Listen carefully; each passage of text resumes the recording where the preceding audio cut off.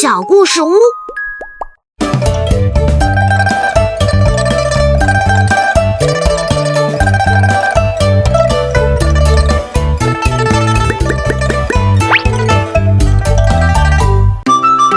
2月2，龙抬头。Hello， 小朋友们，我是诸葛龙。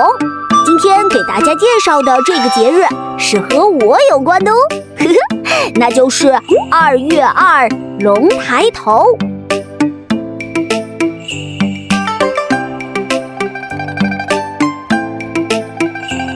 春天悄悄地来了，这时候气温回升，大地解冻，农民伯伯开始了一年的耕种。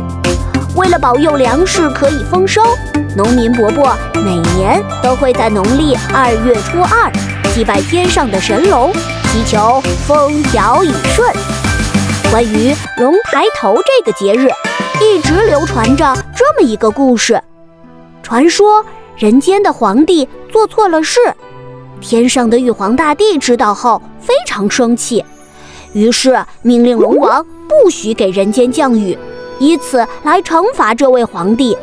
因为人间长时间不下雨，土地变得非常干旱，庄稼都死了，百姓也没有水喝。这一切被掌管天河的龙王看在眼里，十分不忍心。他决定违反天条，在农历2月初2这一天私自下雨。一场酣畅淋漓的大雨过后，庄稼活过来了，天下的百姓们得救了。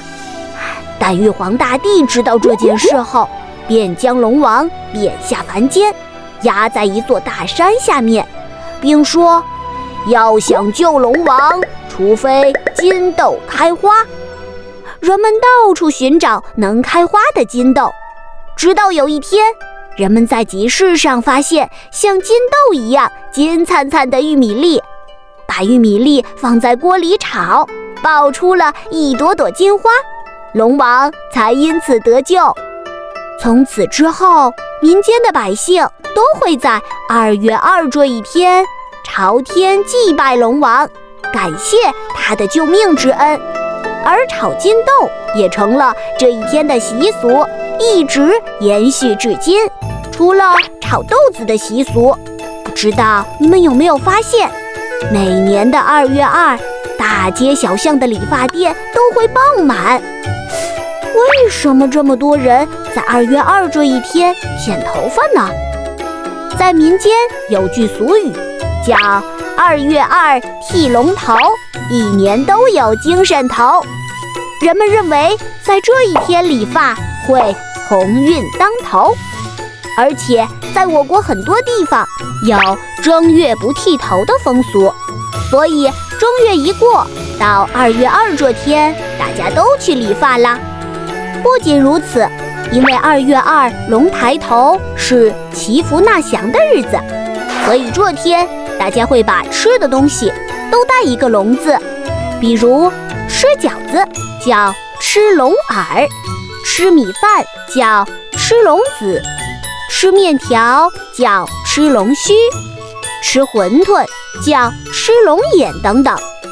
而在北京，大家都会在这一天吃春饼，也被称作吃龙鳞。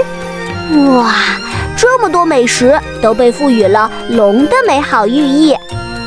好啦，我们今天的课程就到这里啦，大家都学会了吗？我们一起来回顾一下吧。在今天的课程里，我们知道了龙抬头这个节日是为了纪念解救人民的义龙。在2月2这一天，人们有炒豆子、剃龙头的习俗。最后还了解了那些带龙字的美食，都是为了让人们收获吉祥如意的祝福。好啦，小朋友们，这些关于龙抬头的知识你都记住了吗？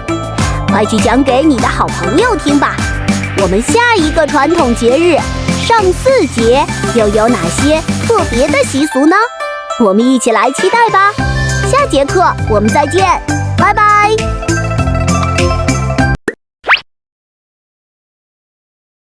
小朋友们，今天的故事就讲到这里啦。如果你喜欢红袋鼠的故事，可以请爸爸妈妈帮忙点一下右上角订阅小故事屋，这样就能第一时间听到新故事啦。